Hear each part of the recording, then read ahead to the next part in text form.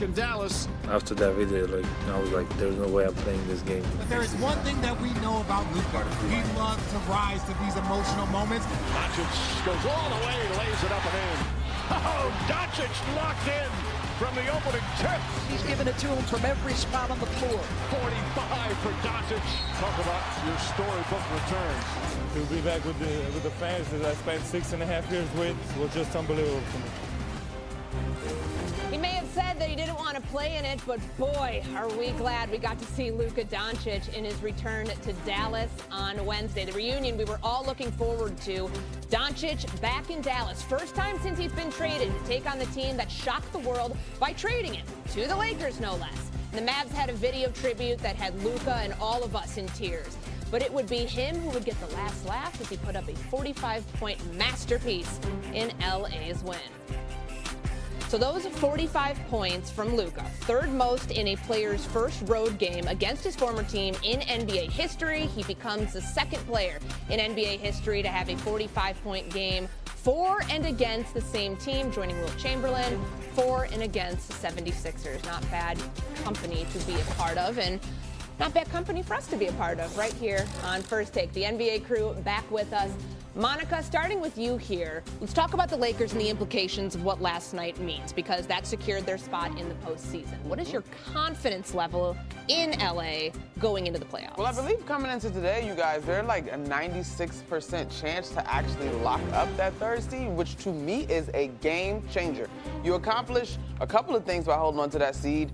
Home court, obviously, you avoid Oklahoma City Thunder until potentially the conference finals if you can get there. And so I think when you look at the matchups, this year's matchups and seedings matter, I don't know, as much as they ever have. And so I think the Lakers are exactly where they would want to be as this thing is coming down the stretch. Now, I think for me, the concern that I have is obviously it's going to be a lot on LeBron James, but he continues to defy time. They still, to me, have a little bit of a size thing that you're concerned about, and I just wonder about the nature of the series, in terms of the style that they're going to have to play. But as far as handling their business to lock up the best position seeding-wise, they've done that. And so do I think that LeBron James has enough in the tank to carry this team to a championship run? I still think Oklahoma City is legitimately the best team in the Western Conference, and I don't think anything about their regular season is limited to the regular season. But if you told me that a LeBron James-led team with Luka Doncic upset them in the conference finals, would I be shocked? No. Yeah, I'm with Monica here on the fact that this is about matchups and volatility in the West. This thing right now, the way the standings are breaking right for the Lakers and the way these matchups look like. If I'm the Lakers and I'm picking two teams I want to play in the first round, I would say first I would want to play Memphis, who's already right there in the sixth. Then I would probably want to play the Rockets, who are lacking experience, who are lacking people who can close that game. That's your first two rounds right now. Then OKC, anything is possible when you have Luka. We just saw them blow them out, and then they were up and tied with that team pretty much till Luka got ejected. So that is where this thing breaks right. On the other side, that Golden State Warriors team, if they're in that 6th seed and you're a 3 seed as a Laker, I'm not sure if I'm picking the Lakers over Golden State. I'm not sure if I'm picking the Lakers over the Clippers. And then if you have Jokic out there, he can do anything against that Lakers team, as we've seen. So this is all matchup dependent. This team can go all the way to the finals, or they can get bounced early in the first round, depending on really something that is out of their control. It's about how that 4 through that 8 falls and those other teams play against each other for the next 4 days. Courtney, I'll bet if you were in the Laker locker room last night and not with a microphone, and you were asking them their confidence after they saw how last night went, their confidence would be pretty high, because they can see the standings just like David was talking about. And you know they don't fear the Thunder or the Rockets because they're young teams who haven't done it. Like, that's not really an insult. I'm just telling you probably how they feel. Although, I have been extremely impressed with the Rockets since the All-Star break, and I do not want anybody to dismiss them. I am actually very interested to see how tomorrow night goes, because the Rockets are here in LA. They sort of punted on last night's game against the Clippers, which the Clippers were very appreciative of. Thank you very much. I would suspect that they're going to play their full team tomorrow. Ime Udoka does not mess around, and see how they play against the Lakers. The Lakers need the win to secure that 3 seed. You're right, they're in good shape for it, but they could secure the 3 seed. They were just here in LA like 10 days ago, and the Lakers beat them. And they used a game plan that really attacked Alperen Şengün. So I think tomorrow is a sort of a low-key, very interesting game, assuming the Rockets are going to play everybody. Now, when you look at the Lakers' chances, when I talk to scouts, here's what they say about the Lakers. There's 2 things that they say about them that I think are most relevant. Number 1, J.J. Redick has used playoff game plans down the stretch of the season to get things done defensively. What I mean by that is, like last night, for example, they had a problem last night. The Mavericks are huge, and Anthony Davis is in the center. And how are they going to guard Anthony Davis when they're really only playing Jackson Hayes as a part-time center, and then you're playing like Luka Doncic and LeBron and Dorian Finney-Smith and Rui Hachimura at center? So what they did last night was they double-teamed the heck out of Anthony Davis, and they ignored other people on the court. That's sort of situational matchup game plans that you would prepare against playoff opponents.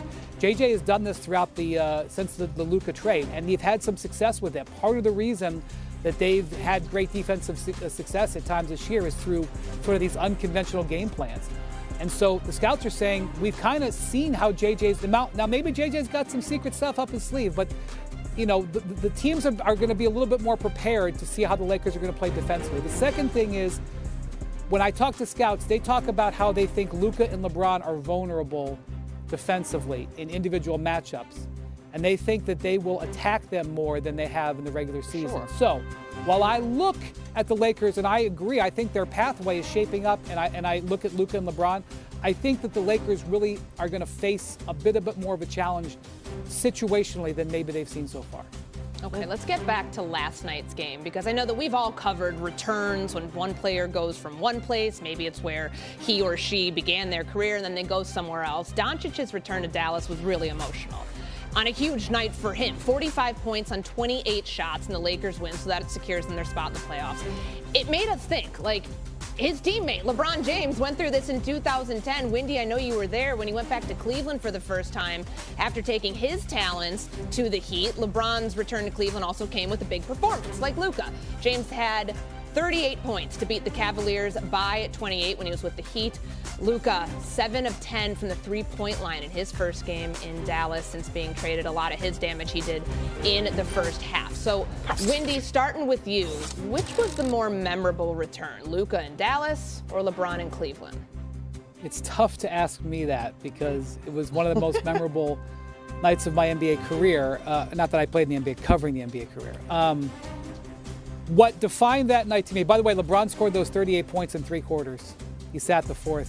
In this scoring economy, you know, that's like 38 in 2010 is like 48 today, especially in 3 quarters. In the 3rd quarter of this game, by the way, he went 10 of 12 and scored 24 points in absolutely breaking. That's what he was doing. That was definitely from the 3rd quarter because he was breaking the hearts of the Cavs in that night. What defined that was what happened afterwards. Because what happened there was the Heat ended up winning 21 of 22 games. They were just 11-8 at that moment, and that solidified them as a team. That was, I said, that was the night LeBron became a Heat. They went 22-1 after that. The Cavs went on like a 25-26 game losing streak. It was like game 2 or 3 of that.